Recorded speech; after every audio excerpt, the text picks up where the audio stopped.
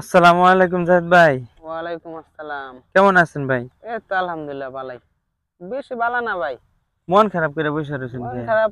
ওই যে কালকে পরের দিন রোজা, বাড়ির পাশে সবাই বাজার ঘাট করছে, গুস্তু টুস্তু আনছে। তো আমি তো আসলে অটো চালা খাই, তেমন একটা কামাই সময় হয় না। তো এই জন্য বাড়িতে পেঁচা পাতাছে গুস্তু টুস্তু নিতে, এই জন্য আর কি একা নির্বিলি আর কি ওই চিন্তা করতেছে একটু কি করা যায়। কেন ভাই আপনি এত হতাশ হইতেছেন?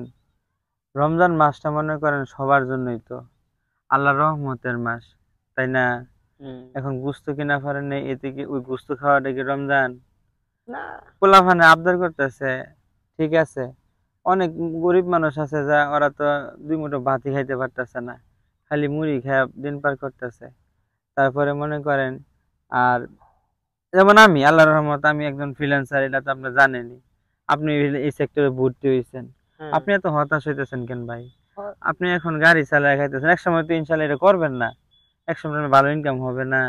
আজকের দিনটা খারাপ, কিন্তু এক সময় এই দিন থাকবে না, ইনশাল্লাহ দিন ঘুরবে। আপনি এটা বিশ্বাস করেন না? বিশ্বাস করি, অবশ্যই বিশ্বাস করি। দেওয়ানের মালিক কেডা? দিন আমার তো আল্লাহ। তাহলে এই রমজানে একটু খারাপ সময় যাইতেছে, কিন্তু মনোযোগ সহকারে ফ্রিল্যান্সিং এর কাজটা ভালোভাবে শিখেন, আর ওই রাস্তায় যান, ইনশাল্লাহ আল্লাহ দিন দিবে। এক সময় মনে করেন আপনার ঘরে একদিনে আপনি 10 কেজি গোস্তের টাকাও হয়ে যাবে। বিশ্বাস করেন না? বিশেষ করে এখন তো বর্তমানে আর কি পাইতেছি না, তো মানে হতাশ হতাশ লাগতেছে আর কি যে। সমস্যা নেই। আপনি কয় মাসের কোর্স করছেন? তো 6 মাস আপনার লগে কি কেউ ইনকাম করে নাই? করছে। কম মেলা জনে পাইছে আর কি, আমি তো এলাও পারি না আর কি। তাহলে এই যে কয়েকজনের তো $200, $100, $300, $500 ইনকাম করে লাইছে, হ্যাঁ, করছে না? পাইছে, হ্যাঁ আমিনুল অনেকে দাদা পাইছে না?